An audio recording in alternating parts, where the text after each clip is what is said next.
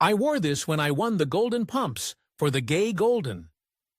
When Are You Being Served first aired on BBC One in 1972, few could have predicted that the quirky sitcom set in the fictional Grace Brothers department store would become one of Britain's most enduring and internationally recognized comedies.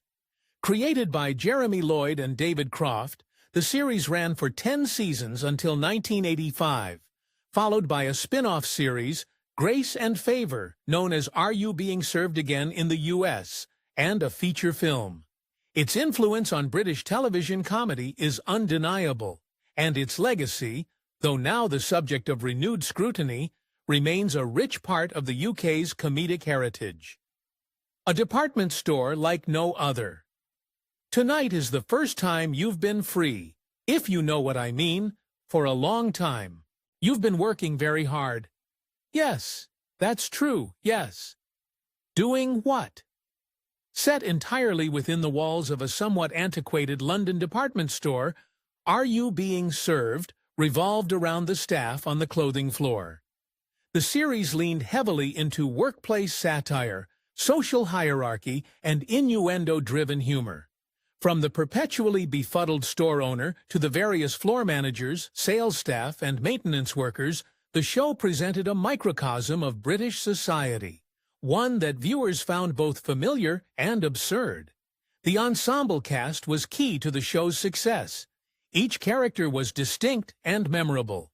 Captain Stephen Peacock, the floor walker, was pompous and self-important. This Betty Slocum was the head of ladies' wear, famous for her brightly colored hair and frequent references to her pussy. Her cat, of course. Miss Shirley Brahms was the young and stylish junior in the ladies' wear department, known for her Cockney accent and flirtatiousness. Mr. Cuthbert Rumbold, the hapless manager, was forever struggling to assert control. Young Mr. Grace, the Daughtry owner, added to the comedic absurdity of the store's management structure. And then, of course, there was Mr. Wilberforce Claiborne Humphreys, a flamboyant camp and quick-witted junior in the men's department, whose catchphrase, "I'm free," became iconic. The appeal of innuendo and slapstick. John, how did you get your break into television? How did you get recruited for Are You Being Served? Ah, well, now I am a lovely man called David Croft, who co-wrote Are You Being Served and directed it. I had worked for several times, playing little bits on television in sitcoms, and I was always covered up. I always had a mustache and glasses and a flat cap, and I played things like removal men, you know. I'd arrive at somebody's door with a wardrobe under my arm and say, "Where do you want it, missus?" The humor of Are You Being Served was rooted in double entendres, exaggerated class dynamics, and broad farce. It wasn't unusual for a single episode to contain jokes about Mrs. Slocum's pussy, a misplaced brazier, or some misunderstanding involving a customer's undergarments. The department store setting provided endless opportunities for misunderstandings, costume changes, and chaotic sales promotions, all ripe for comedy. For many viewers, the series' appeal lay in its predictability and comfort, while modern sitcoms often rely on character development and realism. Are You Being Served thrived on the formulaic. The humor was sometimes groan-inducing, but reliably so, and the chemistry between the cast made each punchline land just right. Though on the surface, it seemed like a traditionalist comedy, Are You Being Served did something quite revolutionary for its time by including a character like Mr. Humphreys. In an era when homosexuality was still largely taboo on mainstream television, homosexual acts had only been decriminalized in England and Wales in 1967. The character's camp mannerisms and winking references to his personal life stood out. Though his sexuality was never explicitly stated, Mr. Humphreys was unmistakably coded as a gay man, making him one of the earliest recurring characters of his kind on British television. John Inman's portrayal was a defining feature of the show.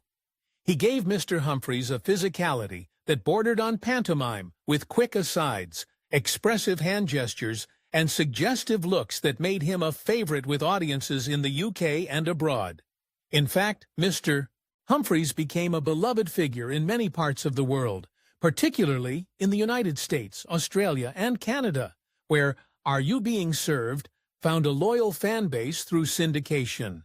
Yet even at the time, Mr. Humphries was a source of some controversy. While many viewers found him funny and endearing, others criticized the character as a stereotype that lacked depth or nuance. John Inman himself insisted that the character was not necessarily gay, but simply a mother's boy, a statement that, while diplomatically evasive, likely reflected the constraints placed on actors and writers in the 1970s. Despite, or perhaps because of, its unapologetic reliance on stereotypes and innuendo, Are You Being Served became a cultural phenomenon. The show's success led to international adaptations, including an Australian version, a 1977 feature film, and even merchandise. Its popularity endured well after the original run ended. Reruns on BBC and other networks such as UK TV Gold and PBS in the US kept the show in the public consciousness for decades. In the early 2000s, it was still a staple of late-night TV in many countries, particularly as a nostalgic escape into a Britain of bowler hats, tea breaks, and chaotic but lovable store clerks. The show's influence can also be seen in later workplace comedies, such as The Office and The IT Crowd, both of which feature eccentric co-workers, dated management practices, and uncomfortable interactions with the public. Cultural shifts and re-evaluation. Well, John Inman, this is your life-famous story of a one-time assistant and a gents outfitters in Blackpool who's won the popularity of millions by playing the part of a fictional gents outfitter, Mr. Humphries, in the BBC comedy series Are You Being Served? In recent years, however, Are You Being Served has come under increased scrutiny as societal attitudes towards gender, sexuality, and diversity have evolved. So too has the way audiences view older television programs. What was once considered harmless or cheeky is now, in some cases, being re-evaluated through a more critical lens. Central to this is the re-evaluation of the character of Mr. Humphries, while still adored by many others, have argued that the portrayal, camp effeminate and lacking a personal life beyond the innuendo, feeds into harmful stereotypes about gay men. The concern is that rather than offering genuine representation, Mr. Humphries simply reinforces the notion of the gay man as comic relief, divorced from any real emotional depth or identity beyond his mannerisms.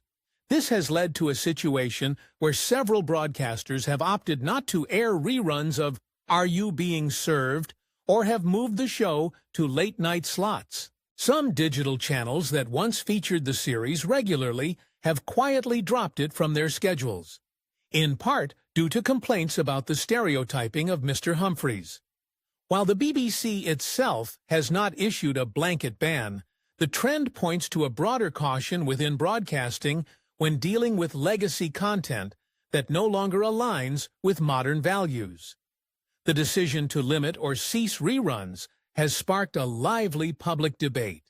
On one side are those who argue it's important to acknowledge that society has changed and that outdated portrayals, however beloved, should not be celebrated without context. They contend the show's humor, which relies so heavily on stereotypes of women, gay men, and the working class, reflects an era that we should strive to move beyond. On the other side are fans and cultural commentators who view the show as a product of its time and feel it should be judged accordingly. They point out that Mr. Humphries, while clearly a stereotype, was also one of the few recognizable gay characters on TV during the 70s and early 80s. For many LGBTQ+ viewers, he was a welcome, even empowering presence in a media landscape that otherwise ignored or demonized them. Others argue that removing the show entirely is a step too far, and that there's value in preserving and contextualizing old media rather than erasing it. They suggest that disclaimers or introductory commentary, similar to how some streaming platforms handle racially insensitive content in older films, could allow viewers to make informed decisions without censorship. Despite the current controversies, the legacy of Are You Being Served remains secure. It holds a special place in the annals of British television, not just as a successful sitcom, but as a cultural time capsule. The world of Grace Brothers, with its outdated customs, exaggerated personalities, and endless misunderstandings, offers a humorous glimpse into the British psyche of a bygone era. In the end, Are You Being Served is a show that continues to provoke laughter, nostalgia, and now reflection. Now it's time to hear from you. Do you think the cancellation of Are You Being Served was a sensible decision? Let us know in the comments section below.